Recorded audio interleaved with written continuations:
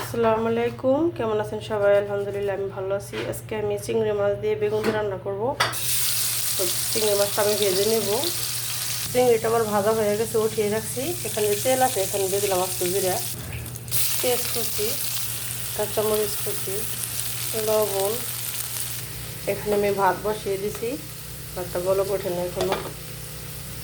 হলুদ গুঁড়া, এখানে আছে বেগুন, বেগুনটা আমি দিয়ে দিলাম। তো ভেজে রাখা সেই চিংড়িটা আমি ঢেলে দিলাম, ঢাকনা দিয়ে দিলাম, কষিয়ে নেব।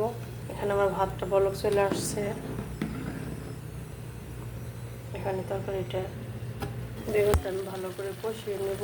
বেগুনটা কেন এরকম দেখা যায়, এটা আমি কেটে ডিপ ফ্রিজে রাখছিলাম, এজন্য এরকম দেখা যায়। বেগুনটা কষানো শেষ, এখন পানি দিয়ে দেব। পানি দেওয়া শেষ, এখন ঢাকনা দিয়ে দেব। আমার তরকারিটা হয়ে গেছে, এখন আমি দিয়ে দেবো জিরার গুঁড়া।